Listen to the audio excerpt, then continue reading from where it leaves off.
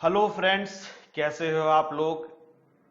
मैंने last class में कुछ केसेस आपके संग डिस्कस किए थे और ये सिलसिला केसेस का चलता रहेगा। केस स्टडीज का आपके स्टडी मेट में सबसे एंड में दे रखे हैं और मैं आज टीच करूंगा आपके लिए पेनल्टीज एंड प्रोसिक्यूशन का पहला पार्ट, पेनल्टीज, वो भी एक खास तरीके की पेनल्टी। मैं सब कुछ वो टीच कर रहा हूं जो आपके स्टडी मैट में दे रखा है। मैं सीएमए के स्टडी मैट को बहुत स्ट्रिक्टली फॉलो कर रहा हूं और साथ में एक बात बता दूं, कुछ टॉपिक्स में एक्स्ट्रा भी प्रोवाइड कर रहा हूं जो स्टडी मैट में नहीं दे रखे हैं। जैसे उसमें से मैंने कैपिटल गेन आपको पूरा डिटेल में इतना सारा प्रोवाइड किया, इतना सारा आपने इंटर में भी नहीं पढ़ा होगा। तो पूरा कैपिटल गेन जो बहुत खास खास था, जरूरी था, जिस पे बेस्ड केस स्टडीज भी आती हैं और क्वेश्चंस भी आती हैं, वो सारे आपको प्रोवाइड करे। पीजीबीपी भी प्रोवाइड करने का मैंने आपसे प्रॉमिस किया है क्योंकि बहुत जल्दी मैं प्रोवाइड करूंगा। लेकिन पहले कुछ ऐसे टॉपिक्स जो केवल और केवल फाइनल लेवल के हैं उनको हम डिस्कस और कर लेते हैं। और ये टॉपिक स्टार्ट करने से पहले एक बहुत सिंसियर एडवाइस मैं आपको देना चाहूंगा, बहुत ज्यादा सिंसियर एडवाइस है वो, कि पहले आप असेसमेंट प्रोसीजर को पूरा रिवाइज कर लो। अगर वो आप भूल चुके हो तो पेनल्टीज में आपको समझने में थोड़ी डिफिकल्टी होने वाली है। मैं तीन चार बातें हर स्टूडेंट से कहता हूं जो भी मुझसे इंटरेक्शन करता है, जिस ऑर्डर में मैंने क्लासेस दी हैं उसमें देखने से मैक्सिमम आउटपुट होगा, उसी ऑर्डर में देखना चाहिए। क्योंकि मैंने ये ध्यान रखा था किस चैप्टर का कहां यूज हो सकता है, उसके हिसाब से पहले कौन सा चैप्टर टीच करना चाहिए और बाद में कौन सा चैप्टर टीच करना चाहिए। तो जो मैं शुरुआत करता हूं filing of return assessment procedure से, ये एक बहुत सोची समझी स्ट्रेटजी है क्योंकि इन चैप्टर्स का हर जगह यूज हो रहा है। देखो एग्जामिनेशन 54 में मैंने बताया डिपॉजिट करोगे 130 की डेट तक। तो 130 की डेट क्या होती है, कहां पता चला, फाइलिंग ऑफ रिटर्न से पता चला आपके लिए। इंटरनेशनल टैक्सेशन के अंदर भी हमने यूज किया था थोड़ा बहुत इस चीज का। तो हर जगह यूज हो रहा है और इस चैप्टर में तो खास तौर से बहुत ज्यादा यूज होने वाला है पेनल्टीज एंड प्रोसिक्यूशन के केस में। तो पेनल्टीज बहुत तरीके की होती हैं, पूरे एक मैंने चार्ट दे रखा है कि कौन से वायलेशन पे कौन सी पेनल्टी आपको पे करनी पड़ेगी। लेकिन सबसे पहले हम बात करेंगे, अगर आप इनकम को छुपाते हो, कम दिखाते हो, अंडर रिपोर्टिंग करते हो या मिस रिपोर्टिंग करते हो। अंडर रिपोर्टिंग और मिस रिपोर्टिंग दो वर्ड हैं। मिस रिपोर्टिंग के बारे में बाद में बात करेंगे, पहले अंडर रिपोर्टिंग के बारे में बात करते हैं। बस इंटेंशन का फर्क होता है। दोनों केस में इनकम को कम दिखाया जाता है। अंडर रिपोर्टिंग में आप कॉपरेट करते हो, मिस रिपोर्टिंग में आप कॉपरेट नहीं करते हो। तो मिस रिपोर्टिंग की बात बाद में करेंगे, पहले अंडर रिपोर्टिंग की बात करते हैं। आपने अपनी इनकम को कम डिस्क्लोज किया। कुछ साल पहले तक इसको कंसीलमेंट ऑफ इनकम कहा जाता था। कंसील का मतलब ये होता है छुपाना। अब उसको कंसीलमेंट ऑफ इनकम नहीं कहा जाता, उसको अंडर रिपोर्टिंग ऑफ इनकम कहा जाता है। और अब सेक्शन भी चेंज कर दिया गया, अब सेक्शन है 270A। तो बहुत सारी पेनल्टीज में से बाकी पेनल्टीज तो बस केवल देखनी है कि आपने ये काम नहीं किया, इतनी पेनल्टी होती है। इस सेक्शन को आपने प्रोविजन को फॉलो नहीं किया, इतनी इतनी पेनल्टी पे करेगी। लेकिन अंडर रिपोर्टिंग ऑफ इनकम अपने आप में एक बहुत बड़ा टॉपिक है और यकीन जानो मैंने बहुत ज्यादा इजी करने की कोशिश करी। वैसे एज ए टीचर मुझे बहुत अच्छा लगता है कि मैं लॉ की लैंग्वेज को इंटरप्रिटेट करूं, ये बात अभी तक की क्लासेस से आप समझ भी गई होगी। और मेरी कोशिश यही रहती है कि बच्चे लॉ की लैंग्वेज पढ़ना सीखें, कम से कम फाइनल लेवल पे। इसके पीछे रीजन ये है कि आपको जिंदगी भर ये चीजें पढ़नी है। आपने कोर्स ऐसा सेलेक्ट किया हुआ है कि अमेंडमेंट्स हमेशा होते रहेंगे, जो भी टैक्स की फील्ड में इन्वॉल्व रहेगा। तो आपको इंटरप्रिटेशन करना नहीं आएगा तो क्या फायदा। इंटरप्रिटेशन तो आपको आना चाहिए कि किस तरीके से लैंग्वेज को पढ़ा जाए, और मैंने हर जगह कोशिश करी कि उस तरीके से लैंग्वेज को मैं पढ़ाऊं। लेकिन पेनल्टीज प्रोसिक्यूशन को मैंने इजी बनाने की कोशिश करी, ज्यादा लॉ की लैंग्वेज से थोड़ा मैं हटा, क्योंकि मैं ये चाहता हूं कि प्रैक्टिकल क्वेश्चन अगर इस पे बेस्ड आपके एग्जाम में है तो आप इजीली कर पाओ। तो बहुत बहुत इजी, मैं आप ये समझो कि जो लास्ट मैंने रिकॉर्ड किया था लास्ट अटेम्प्ट के लिए, वो डिफरेंट, बिल्कुल डिफरेंट अप्रोच के संग किया था। दिमाग में मेरे भी चलता रहता है कि और इजी कैसे बनाया जाए, इस तरीके से प्रेजेंट करने में बेटर रहेगा।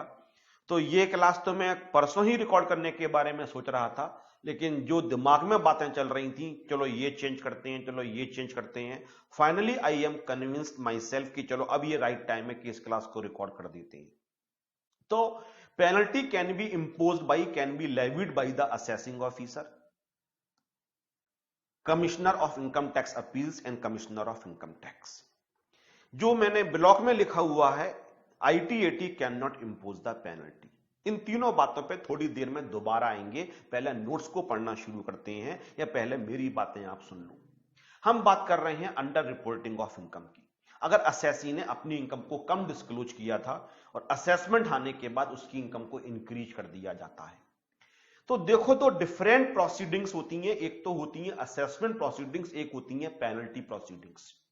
इनका आपस में ऐसा कोई रिलेशन नहीं है, दोनों प्रोसीडिंग्स अलग अलग चलती हैं। असेसमेंट प्रोसीडिंग शुरू होने से पहले ही पेनल्टी प्रोसीडिंग्स को शुरू करना जरूरी होता है। असेसी ने आईटीआर को फाइल किया, असेसिंग ऑफिसर ने कहा मैं तुम्हारा केस स्क्रूटनी के लिए सिलेक्ट कर रहा हूं, 143 सबसेक्शन 3 के लिए सिलेक्ट हो गया। 143(2) में नोटिस भेजा गया, असेसी ने उसको कंप्लाई भी किया। अब वो 143 सबसेक्शन 3 में ऑर्डर निकालेगा। जब 143 सबसेक्शन 3 में ऑर्डर निकाल रहा है तो उसकी इनकम बढ़ जाती है। इसका मतलब अंडर रिपोर्टिंग का केस हो गया। जो आपने आईटीआर फाइल करी थी, असेसी ने आईटीआर फाइल करी थी, उसमें कम इनकम को दिखाया गया था, असेसिंग ऑफिसर ने इनकम को बढ़ा दिया। ये कंसीलमेंट ऑफ इनकम का केस हो गया, इसको आप कहेंगे अंडर रिपोर्टिंग ऑफ इनकम। तो असेसिंग ऑफिसर पेनल्टी लगाएगा, लेकिन अगर असेसिंग ऑफिसर को पेनल्टी प्रोसीडिंग शुरू करनी है तो असेसमेंट ऑर्डर जो पास करेगा 143 सबसेक्शन 3, उससे पहले ही उसको पेनल्टी प्रोसीडिंग शुरू करनी पड़ेगी। और पेनल्टी प्रोसीडिंग शुरू करने का मतलब होता है शो कॉज नोटिस भेजना कि आप पे पेनल्टी क्यों ना लेवी की जाए, आपके ऊपर क्यों ना पेनल्टी लगाई जाए, इसका जवाब दो। इसको कहा जाता है शो कॉज नोटिस। और ये जो असेसमेंट ऑर्डर आएगा उससे पहले पहले शुरू करना प्रोसीडिंग जरूरी होता है। शो कॉज नोटिस आपको असेसमेंट ऑर्डर से पहले ही सेंड करना पड़ेगा। इसके बाद अब एक दूसरी पेनल्टी पैरेलल शुरू होगा जिसको कहा जाता है पेनल्टी प्रोसीडिंग्स। अब उसका दूसरा ऑर्डर आएगा। असेसमेंट ऑर्डर तो आएगा ही आएगा जिसमें बताया जाएगा कि आपकी इनकम को रीअसेस किया गया या असेस किया गया है। जो पेनल्टी प्रोसीडिंग्स आपने शुरू कर दी थी उसका एक ऑर्डर और भी आएगा, उसको कहा जाता है पेनल्टी ऑर्डर। क्या समझ में आ गया? लेकिन पेनल्टी प्रोसीडिंग्स असेसमेंट ऑर्डर आने से पहले शुरू हो जानी चाहिए। अगर असेसिंग ऑफिसर ने असेसमेंट ऑर्डर पहले निकाल दिया और पेनल्टी प्रोसीडिंग्स को इनिशिएट नहीं किया, शो कॉज नोटिस को नहीं भेजा, तो अब वो पेनल्टी लेवी कर ही नहीं सकता है, इंपोज कर ही नहीं सकता है, उसके पास पावर ही खत्म हो जाती है। अब दूसरी बात, इनकम को कब कब बढ़ा सकते हैं? एक तो असेसिंग ऑफिसर किसी भी ऑर्डर में बढ़ा सकता है। हां सर, बिल्कुल ठीक, असेसिंग ऑफिसर बढ़ा सकता है। असेसिंग ऑफिसर का अगर कोई केस जाता है कमिश्नर अपील्स के बाद, तो कमिश्नर अपील्स भी उसकी इनकम को बढ़ा सकता है, तो वो भी तो अंडर रिपोर्टिंग का केस हो गया। तो कमिश्नर अपील्स ने इनकम को बढ़ाया, वो भी तो अंडर रिपोर्टिंग का केस हो गया। तो अगर कमिश्नर अपील्स ने असेसी की इनकम को इंक्रीज किया, मतलब it is a case of under reporting by the assessee, तो अब जो आपकी पेनल्टी प्रोसीडिंग्स इनिशिएट करेगा वो कमिश्नर अपील्स को करनी पड़ेंगी। असेसिंग ऑफिसर केवल उस केस के रेस्पेक्ट में, उस अंडर रिपोर्टिंग के केस में पेनल्टी इंपोज कर सकता था जो उसने इंक्रीज करी थी। कमिश्नर अपील्स जो इनकम को एनहेंस करेगा, जो इनकम को बढ़ाएगा, उसके रेस्पेक्ट में जो पेनल्टीज होगी, उस पेनल्टी प्रोसीडिंग्स को इनिशिएट भी कमिश्नर अपील्स ही करेगा, उसे ही शो कॉज नोटिस भेजना पड़ेगा। असेसिंग ऑफिसर नहीं कह सकता है कि कमिश्नर अपील्स ने आपकी इनकम को बढ़ा दिया था, मैं पेनल्टी प्रोसीडिंग स्टार्ट कर रहा हूं। जो ऑर्डर निकाल रहा है उसी इनकम टैक्स अथॉरिटी के लिए पेनल्टी प्रोसीडिंग्स को इनिशिएट करना पड़ेगा। तीसरा क्या हो सकता है? 263 में कमिश्नर के पास पावर होती है रिवीजन की। अब मैं कमिश्नर अपील्स नहीं बोल रहा हूं, कमिश्नर बोल रहा हूं। इसीलिए मैंने कहा पेनल्टी समझना है तो assessment procedures and appeals and revision, ये चैप्टर ढंग से आपको आने चाहिए, और मैं ऑलरेडी आपको प्रोवाइड भी कर चुका हूं, बहुत लेंथ में, कितने डिटेल में मैंने आपको प्रोवाइड करे हैं। असेसिंग ऑफिसर के ऑर्डर से अगर कमिश्नर को लगता है कि गलत है, डिपार्टमेंट को लॉस हो सकता है, prejudicial to the interest of the revenue, ये वर्ड में बार बार बोलता था, तो 263 में वो डिपार्टमेंट के फेवर में रिवाइज करता था। 263 में उसकी इनकम को बढ़ा दिया जाता है, और जैसे ही इनकम को बढ़ाया जाएगा ये अंडर रिपोर्टिंग का केस बन जाएगा। अब वो 263 में ऑर्डर निकालेगा। 263 में ऑर्डर निकालने से पहले कमिश्नर को पेनल्टी प्रोसीडिंग्स इनिशिएट करनी पड़ेंगी, मतलब शो कॉज नोटिस असेसी को भेजना पड़ेगा कि आपके ऊपर पेनल्टी क्यों नहीं लगाई जाए। फिर एक पैरेलल पेनल्टी प्रोसीडिंग शुरू हो जाएंगी, फिर उसका ऑर्डर आएगा, उसको पेनल्टी ऑर्डर कहा जाएगा। तो 3 केस में उसकी इनकम को बढ़ाया जाता है, असेसिंग ऑफिसर बढ़ा देता है, कमिश्नर अपील्स इंक्रीज कर देता है, या फिर कमिश्नर रिवीजन के अंदर 263 में, तो 264 में नहीं, 264 हमेशा असेसी के फेवर में होता है, तो वहां अंडर रिपोर्टिंग का केस बन ही नहीं सकता है, वहां इनकम इंक्रीज हो ही नहीं सकती है। 264 में रिवीजन होता है तो वो हमेशा असेसी के फेवर में होता है। क्या मेरी बातें समझ में आ रही हैं? कितनी शानदार बातें हैं। तो आईटीएटी अगर इनकम को बढ़ाता है तो आईटीएटी के पास तो जब केस गया तो एक तरीके से ट्रिब्यूनल, अब इनकम टैक्स डिपार्टमेंट के हाथ से केस निकल गया। जो पेनल्टी लगा सकता है वो इनकम टैक्स अथॉरिटी लगा सकती है, और income tax authority assessing officer भी है, कमिश्नर अपील्स भी है और कमिश्नर भी है, but ITAT is not the income tax authority. तो अगर आईटीएटी के किसी ऑर्डर की वजह से इनकम एनहेंस कर रही है, इनकम बढ़ रही है, मतलब अंडर रिपोर्टिंग का केस बन रहा है, तब भी उस अमाउंट पे पेनल्टी नहीं लगाई जाएगी। पेनल्टी केवल और केवल कमिश्नर अपील्स के ऑर्डर तक लगाई जा सकती है। जो कुछ मैंने ये बोला इन सबको मैंने नोट्स में लिखा। सबसे पहले मैंने क्या लिखा? The penalty proceedings must be initiated, must be before levying any penalty. Penalty order बाद में आएगा, पहले पेनल्टी प्रोसीडिंग इनिशिएट करनी पड़ेगी। Penalty proceedings are initiated by issuing a show cause notice. Show cause notice, पहले एक नोटिस असेसी को भेजा जाता है, उसको कहते हैं पेनल्टी प्रोसीडिंग्स इनिशिएट हो गई, और फिर बाद में सारी बातों को सुनने के बाद ऑर्डर आता है, इसको कहते हैं penalty order. Assessing officer shall levy penalty for under reporting और मिस रिपोर्टिंग। हम मिस रिपोर्टिंग के केसेस बाद में देखेंगे, अभी हम अंडर रिपोर्टिंग की बात करते हैं। किसी भी केस में इनकम को बढ़ा देना उसको अंडर रिपोर्टिंग बोला जाएगा। तो assessing officer shall levy penalty for under reporting of income on the additions made by him, not made by any other income, made by him. Only assessing officer ने जो income को बढ़ाया होगा in the assessment और reassessment 143(3) में जो उसने scrutiny का ऑर्डर निकाल के इनकम को बढ़ाया होगा, बेजमेंट असेसमेंट के ऑर्डर में बढ़ाया होगा, इनकम एस्केपिंग असेसमेंट के ऑर्डर में बढ़ाया होगा, या सर्च असेसमेंट में इनकम को बढ़ाया होगा। तो असेसिंग ऑफिसर ऑर्डर निकाल के इनकम को बढ़ा रहा है, तो उस बढ़े हुए अमाउंट पे पेनल्टी भी असेसिंग ऑफिसर ही लगाएगा। सीआईटी अपील का ऑर्डर सेक्शन 250 में आता है। सीआईटी अगर इनकम को एनहेंस कर रहा है, इनकम में एडिशन कर रहा है, तो पेनल्टी सीआईटी अपील लगाएगा। CIT appeal shall levy penalty for under reporting of income on the additions made by him an order pass under section 250। जो आप इनकम को एडिशन कर रहा है, इनकम को बढ़ा रहा है, वही अथॉरिटी पेनल्टी प्रोसीडिंग्स को इनिशिएट करेगा और वही पेनल्टी के लिए लेवी करेगा। Commissioner of Income Tax shall levy penalty for under-reporting or misreporting of income on the additions made by him in an order passed under section 263। सब बातें मैंने बोल दी थी, बस लिखी हुई हैं, इसलिए एक बार रीड करवा रहा हूं। तीसरे नोट्स में मैंने लिखा if assessing officer is to be levy the penalty.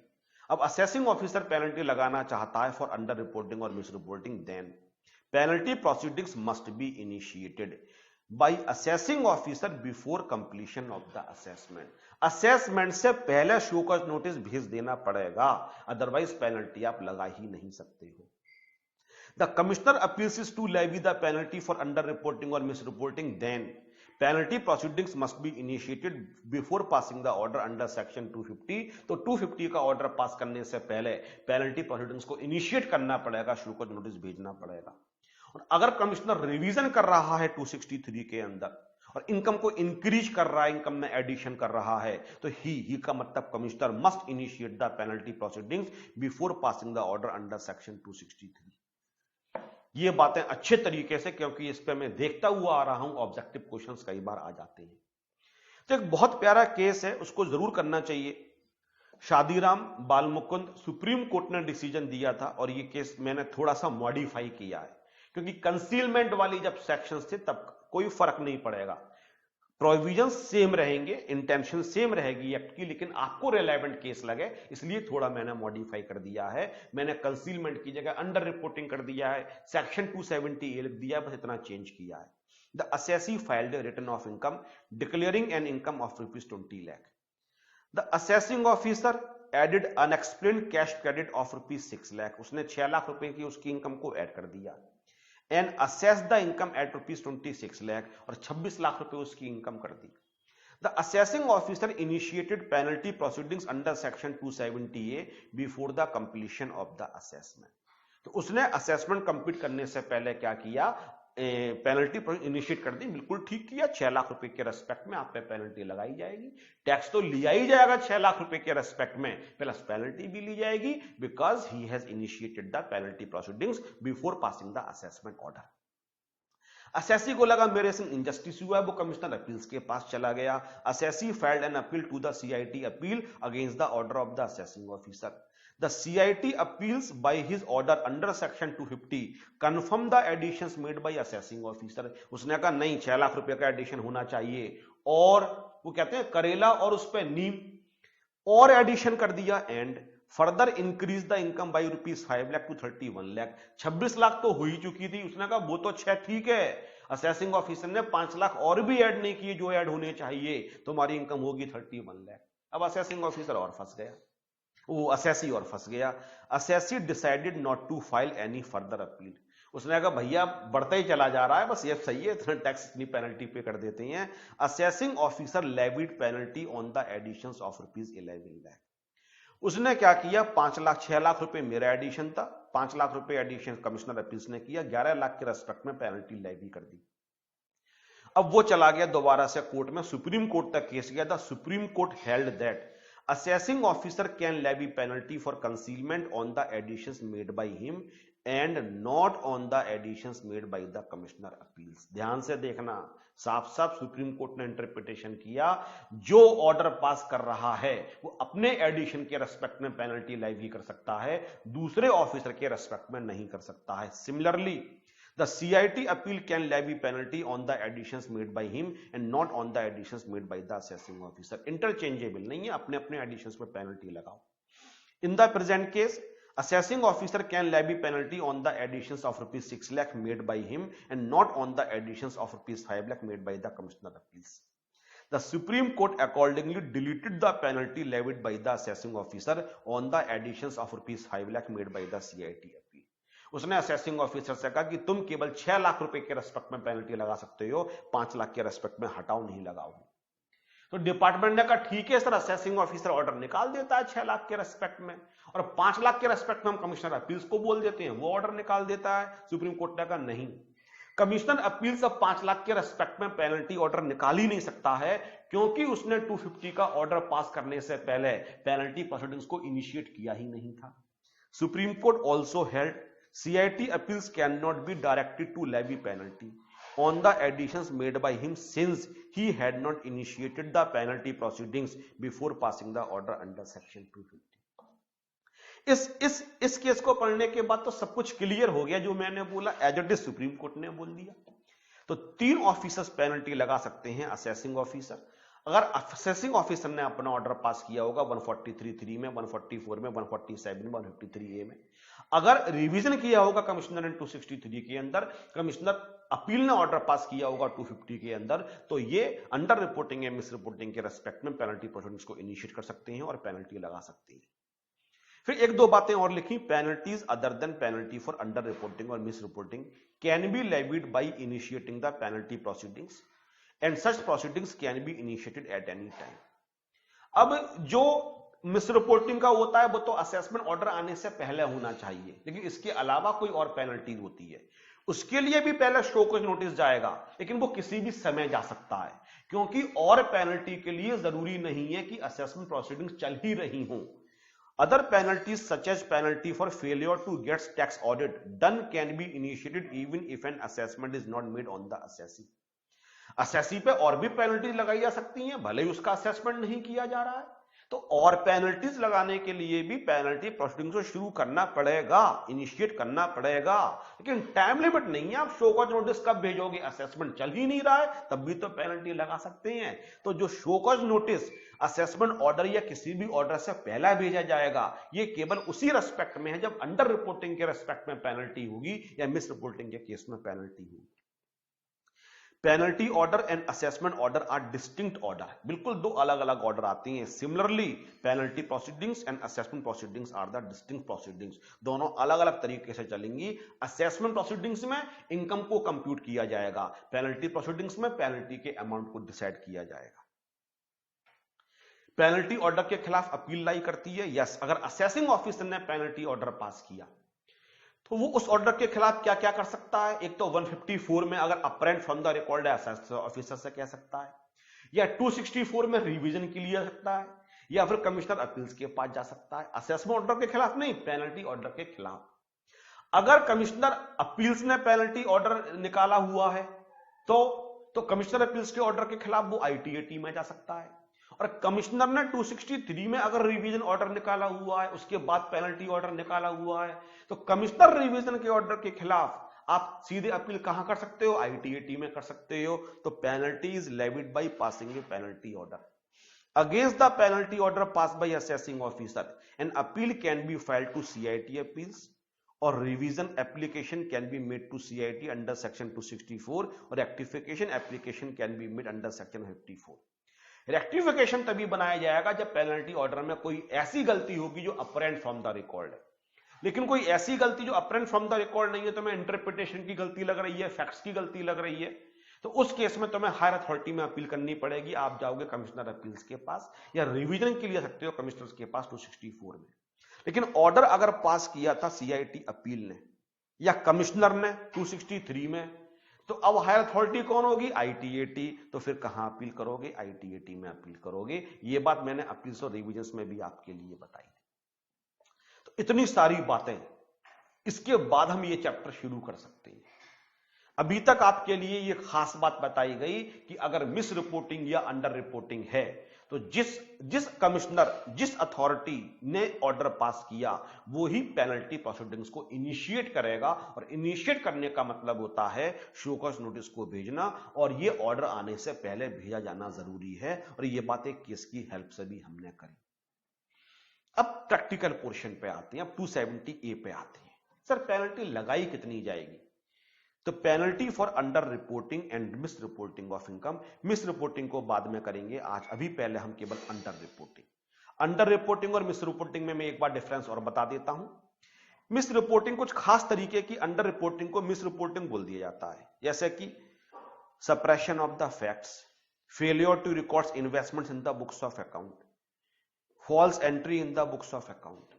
Case वही होता है, लेकिन इंटेंशन, अगर आपने लॉ के सारे प्रोविजंस को प्रॉपर तरीके से फॉलो नहीं किया, आपकी इंटेंशन मालाफाइड प्रूव हो रही होती है, तो उसको फिर मिस रिपोर्टिंग बोल देते हैं। अंडर रिपोर्टिंग का इनकम कम बताया, सरकार कहती है चलो तुमने कम बताया, पेनल्टी तो हम तुम पे लगाएंगे, लेकिन हम तुम्हें ये नहीं बोल रहे कि तुमने जानबूझ के ऐसा किया, हो गया होगा। लेकिन मिस रिपोर्टिंग में सरकार ये कहती है कि तुमने गलत किया और जानबूझ के तुमने गलत किया, इसलिए अंडर रिपोर्टिंग में पेनल्टी का अमाउंट कम होता है, मिस रिपोर्टिंग में पेनल्टी का अमाउंट ज्यादा होता है। अदरवाइज कंप्यूटेशन का प्रोसीजर सारे केस में सेम रहेगा। तो अंडर रिपोर्टिंग अगर है 270A केस 1, मैंने कई केस बनाए। इस केस 1 को समझाने से पहले मैं तुम्हें एक छोटी सी बात बता दूं तो तुम्हें मेरी बात समझ में ज्यादा आएगी। सर वो क्या बात है? बहुत शानदार बात है, उसको समझना हर बच्चे के लिए जरूरी है। सबसे पहले रिटर्न ऑफ इनकम को फाइल किया जाता है, या तो 139 सबसेक्शन 1 में फाइल किया जाएगा, या 139(3) में फाइल किया जाता है रिटर्न ऑफ लॉस, 139(4) में किया जाता है आपके लिए बिलेटेड, 139(5) में आप रिवाइज को फाइल कर देते हो, या 142 सबसेक्शन 1 में नोटिस आता है, उस नोटिस के जवाब में आप फाइल करते हो। आप इनको किसी भी तरीके से फाइल करो, सबसे पहला जो स्टेप होता है वो प्रोसेसिंग होता है। ये बात कितनी बार मैंने बताई हुई है आपके लिए। प्रोसेसिंग 143 सबसेक्शन 1, हालांकि क्लॉज ए में जो निकल के आता है, इस क्या कहते हैं उसके लिए, इनकम इंटीमेशन, तो 143(1) भी चलेगा, 1A भी चलेगा। प्रोसेसिंग ऑफ रिटर्न का सेक्शन होता है। प्रोसेसिंग ऑफ रिटर्न में कुछ एडजस्टमेंट्स होती हैं, केवल उन्हीं एडजस्टमेंट्स को किया जाता है, इसके अलावा कोई और नहीं किया जाता है। इसके अलावा अगर उसको कोई भी जांच पड़ताल करनी है तो शुरू करता है स्क्रूटनी, और स्क्रूटनी का ऑर्डर आता है 143 सबसेक्शन 3 के अंदर। स्क्रूटनी का जो नोटिस भेजा गया होगा 143(2) में, अगर उसको कंप्लाई नहीं किया तो स्क्रूटनी की जगह हो जाएगा 144। हाँ जी सर, बिल्कुल ठीक कह रहे हो। एक बार अगर 143 और 144 हो गया, उसके बाद फर्दर कभी उसको ऐसा लगता है कि कोई इनकम एस्केप कर गई थी, तो इनकम एस्केपिंग असेसमेंट होता है 147 का। एक बार 147 का असेसमेंट हो गया, उसके बाद उसको ऐसा लगता है कि इनकम और भी एस्केप कर गई थी, तो दोबारा 147 का हो सकता है। अगर दूसरी बार 147 का हो गया, फिर उसको ऐसा लगता है कि इनकम एस्केप कर गई थी, तो उसके बाद दोबारा 147। इनकम एस्केपिंग असेसमेंट कितनी बार भी हो सकता है, लेकिन जब भी होगा तो वो टाइम लिमिट्स बस होनी चाहिए उसके पास, नोटिस भेजने की, असेसमेंट पूरी करने की। हो कितनी बार भी सकता है 147 का। और एक होता है सर्च असेसमेंट, वो तो तब होता है जब घर पे रेड डाली जाती है, उस केस में 153 को हम बाद में डिस्कस करेंगे, लेकिन ये सारी बातें समझ में आ गई। पहले आप आईटीआर को फाइल करते हो, प्रोसेसिंग होती है, पहला असेसमेंट होता है 143, 144 का, उसके बाद 147, तो इसको तो बोलते हैं असेसमेंट, इसको बोलेंगे रीअसेसमेंट,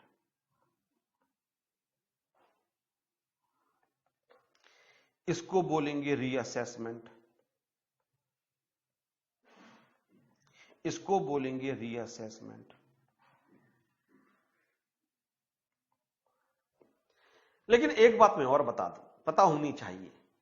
सपोज करते हैं उसका ये वाला असेसमेंट हुआ ही नहीं, उस समय असेसिंग ऑफिसर लोगों को स्क्रूटनी की रिक्वायरमेंट नहीं है, स्क्रूटनी नहीं किया, बीजीए भी नहीं हुआ, लेकिन उसको फिर लगता है 2-3 साल के बाद की इनकम एस्केप कर गई थी, अब वो 147 में शुरू करता है। अब इस 147 को बोलेंगे असेसमेंट, अब रीअसेसमेंट नहीं बोलेंगे।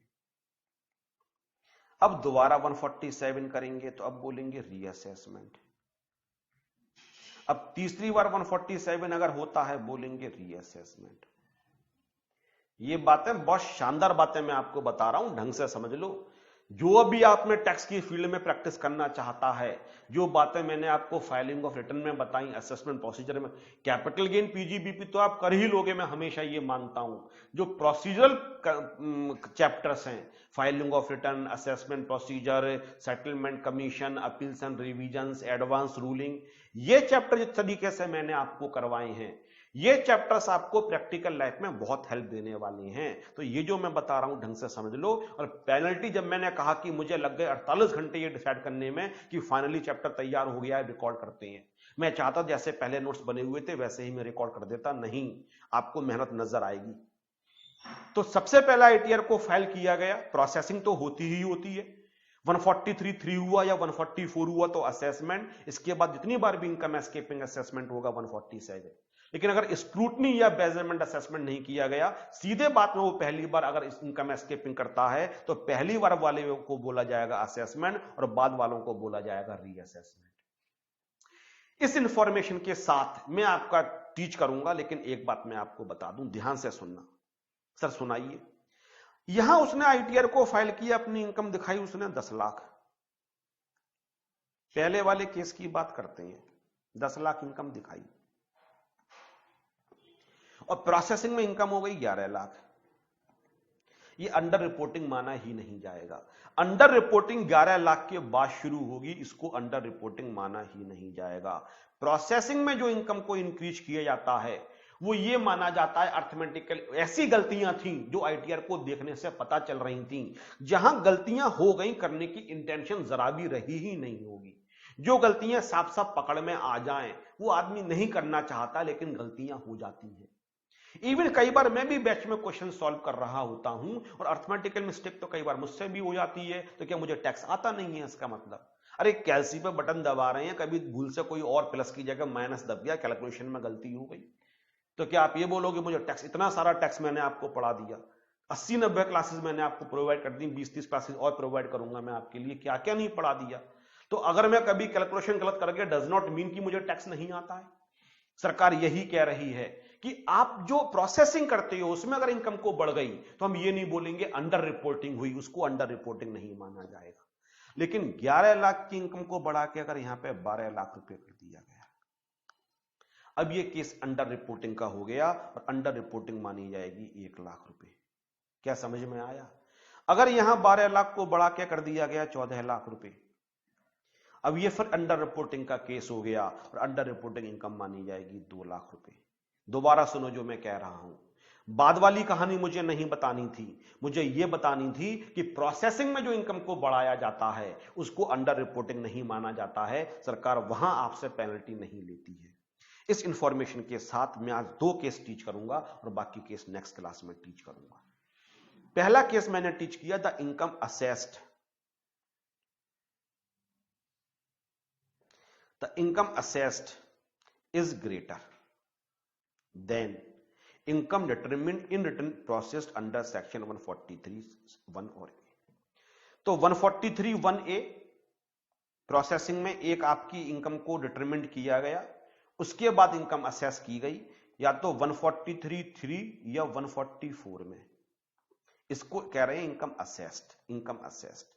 और अगर ये नहीं हुआ होगा तो सीधे क्या हुआ होगा, पहली बार 147 हुआ होगा पहला जो असेसमेंट। अगर ये नहीं हुआ होगा उसको बोलना है इनकम असेस्ड। मतलब डिटरमिंड के बाद 143 के बाद जो भी पहला असेसमेंट हुआ होगा, अब वो फाइलिंग से शुरू नहीं कर रहे हैं, वो डिटरमिंड से शुरू कर रहे हैं, वो प्रोसेसिंग के बाद से शुरू कर रहे हैं। और जब असेसमेंट हुआ तो आपकी जो 143(1) में इनकम थी उसको बढ़ा दिया गया, is greater than the income determined in the return process under section 143(1). ये केस माना जाएगा हां अंडर रिपोर्टिंग हुई है। अब अंडर रिपोर्टिंग कितनी हुई है सर, साफ सी बात है, बाद वाली इनकम में से जो प्रोसेसिंग वाली ये घटा दो, तो the difference between the income assessed and the amount of income determined under section 143(1)(a). Assessment order में जो इनकम होती है उसको असेस्ड बोलते हैं, लेकिन प्रोसेसिंग के अंदर जो इनकम होती है उसको कभी भी असेस नहीं बोला जाता है, क्योंकि वो असेस की ही नहीं गई। बस 6 मिस्टेक्स जो थी, एडजस्टमेंट जो थे 6, उनको एडजस्ट करने के बाद जो निकल गए, तो असेसमेंट कहां हुआ, तो वर्ड यूज करते हैं डिटरमिनेंट। सही है। तो सपोज करते हैं एक मिस्टर एक्स था, 29 ईयर्स का रेजिडेंट, उसने रिटर्न ऑफ इनकम में 5 लाख रुपए की आईटीआर को शो किया। जब प्रोसेसिंग की गई तो उसको बढ़ा के 6 लाख रुपए कर दिया गया। अभी भी अंडर रिपोर्टिंग का केस नहीं है, क्योंकि 143(1) तक मानी ही नहीं जाती है अंडर रिपोर्टिंग। लेकिन असेसिंग ऑफिसर ने स्क्रूटनी के लिए सिलेक्ट कर लिया और स्क्रूटनी 143(3) में उसकी इनकम को बढ़ा के 7 लाख रुपए कर दिया। अब सर अंडर रिपोर्टिंग का केस हो गया, 7 लाख रुपए की इनकम आपने 6 लाख रुपए दिखाई दी, तो कितनी अंडर रिपोर्टिंग करी, तो मैंने लिखा under reported income 1 lakh rupees. कैसे निकाला, income assessed minus income determined, और कितनी आ गई, 1 लाख। अब असेसिंग ऑफिसर एक तो आपसे टैक्स मांगेगा और एक पेनल्टी मांगेगा। हाँ सर, 2 चीजें मांगेगा, पहले तो टैक्स मांगेगा फिर पेनल्टी मांगेगा। टैक्स मांगेगा 1 लाख रुपए के रेस्पेक्ट में और पेनल्टी मांगेगा। तो पहले तो निकालते हैं टैक्स कितना मांगेगा, tax payable on the under reported income x minus Y. मतलब 7 लाख रुपए पर टैक्स निकाल लो और 6 लाख रुपए वाला टैक्स माइनस कर दो, इतना टैक्स वो और मांगेगा। समझो बात के लिए, आपने 6 लाख रुपए तक पर टैक्स पे कर दिया, टैक्स पे करना चाहिए 7 लाख रुपए पे, तो 7 लाख रुपए पर टैक्स निकाल लो और 6 लाख रुपए वाला टैक्स आप पे कर चुके वो माइनस कर दो, तो बच जाएगा वो टैक्स आपको पे करना पड़ेगा। तो tax payable on the under reported income x minus Y. X का मतलब है the amount of tax calculated on the total income assessed, और वाई असेस्ड 143(3) भी हो सकता है, 144 भी हो सकता है। और अगर ये दोनों नहीं हुए तो 147, मतलब डिटरमिन्ड प्रोसेसिंग के बाद जो पहला असेसमेंट हुआ होगा। और वाई का मतलब क्या हो जाएगा, amount of tax calculated on the income determined under section 143(1). क्योंकि जो आपका इंटीमेशन आया होगा वहां तक का टैक्स तो आप पे कर चुके होंगे, उसमें तो जो टैक्स बढ़ता है वो आपको पे करना पड़ता है। उसके बाद जो असेसमेंट में इनकम को बढ़ाया गया वो कितना टैक्स आपको और पे करना है, तो टोटल बढ़ी हुई इनकम पर टैक्स माइनस जो डिटरमिन्ड थी 143(1) के अंदर उस पर टैक्स, वो टैक्स आपको पे करना पड़ेगा, टैक्स पेबल। ये टैक्स मांगेगा। अब क्या भाई साहब मैंने पेनल्टी प्रोसीडिंग्स भी इनिशिएट कर दी थी, पेनल्टी ऑर्डर भी निकालेगा। अगर अंडर रिपोर्टिंग का केस है तो पेनल्टी कितनी मांगेगा, जो टैक्स पेबल था, टैक्स पेबल उसका 50%। मिस रिपोर्टिंग में केवल ये 200% हो जाता है और कोई फर्क नहीं पड़ता है, कैलकुलेशन सेम रहती है। अंडर रिपोर्टिंग जब तक होगा तो जो भी टैक्स पेबल होगा उसका 50% आपको पेनल्टी, टैक्स तो पे करना ही पड़ेगा, उसके 50% के बराबर पेनल्टी पे करनी पड़ेगी। लेकिन अगर ये मिस रिपोर्टिंग होता तो बस फर्क ये पड़ता कि जो पेनल्टी होती वो 50% की जगह 200% हो जाती। तो अब इस एग्जाम्पल को देखते हैं। 5 लाख रुपए इनकम उसने रिटर्न इनकम थी, रिटर्न का मतलब जो रिटर्न ऑफ इनकम में शो की गई थी। जो प्रोसेस्ड इनकम थी, प्रोसेसिंग के बाद वो 6 लाख रुपए थी। जो असेस्ड इनकम थी वो 7 लाख रुपए थी। तो अंडर रिपोर्टिंग इनकम हो गई 7 lakh minus 6 lakh, that is 1 lakh. अब tax payable on under reported income कितना आ जाएगा? Tax on 7 lakh minus tax on 6 lakh. Tax on 7 lakh को बोलेंगे x और टैक्स ऑन 6 लाख को बोलेंगे y। वही मैंने लिखा था x माइनस y। तो 7 लाख रुपए पर टैक्स कितना निकल के आएगा? देखो रेसिडेंट है, 29 ईयर्स का है। 5 लाख रुपए तक का टैक्स तो 12,500। 2 लाख रुपए का 20% 40, तो 42,500 नहीं 52,500। इसमें हम ऐड कर देंगे health and education cess 54,600। 6 lakh रुपए पे कितना आएगा? 5 लाख रुपए तक का टैक्स 12,500। 1 लाख रुपए का 20% 20, तो ये हो गया 32,500 plus 4% health and education cess 38,800। तो बैलेंस कितना बच गया? 20,800। ठीक है, समझ में आ गया? तो हमने बाद वाले टैक्स में से पहला वाला टैक्स माइनस कर दिया। इतना आपको पे करना पड़ेगा 20,800। ठीक है,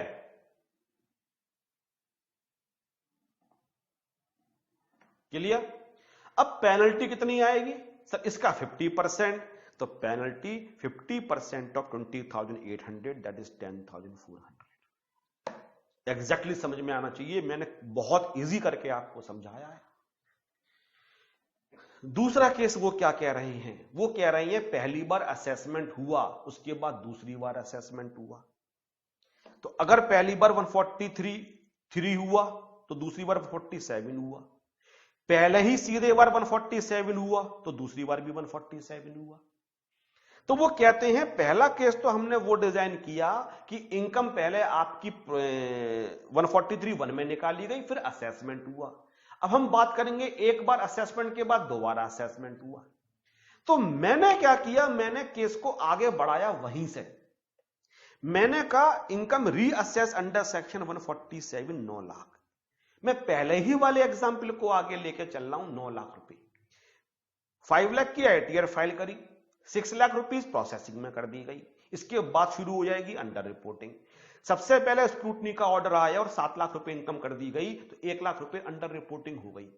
अब फ्यूचर में केस को दोबारा रीओपन किया गया और इनकम एस्केपिंग असेसमेंट किया गया और इनकम को कर दिया गया 9 लाख रुपए। तो अंडर रिपोर्टिंग इनकम कितनी होगी? जो बाद वाले असेसमेंट में इनकम निकाली गई, पहले वाले असेसमेंट वाली इनकम को माइनस कर दो। 9 लाख रुपए तो बाद वाले असेसमेंट में थी और प्रीसीडिंग असेसमेंट में 7 लाख रुपए, क्योंकि 7 लाख रुपए तक तो वो टैक्स पे कर चुका है, पेनल्टी पे कर चुका है, तो 2 लाख रुपए अंडर रिपोर्टेड इनकम निकल के आ जाएगी। अब tax payable on under reporting कितना होगा? बाद वाले इनकम के रेस्पेक्ट में टैक्स माइनस पहले वाले इनकम के रेस्पेक्ट में टैक्स, मतलब टैक्स ऑन 9 लाख इसको एक्स बोल देंगे, माइनस टैक्स ऑन 7 लाख इसको वाई बोल देंगे।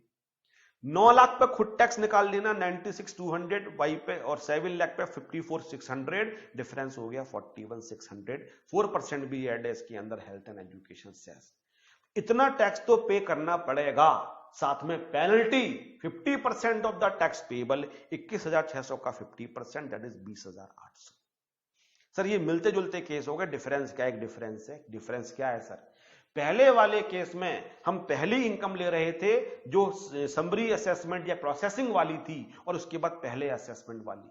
अब पहले असेसमेंट से दूसरे असेसमेंट पे जा रहे हैं, तो हम पहले असेसमेंट और दूसरे असेसमेंट के बीच का डिफरेंस देख रहे हैं, बस यही डिफरेंस है। तो सर आपने कैसे लिखा? केस 2 देखो, income reassessed is greater than the income assessed और reassessed immediately before such reassessment. मतलब ये वाला केस 143 147 या 147 147 वाला केस या 147 147 वाला केस, एक असेसमेंट के बाद दूसरा असेसमेंट होता है, तो इन सारे केसेस को यहां कवर किया गया।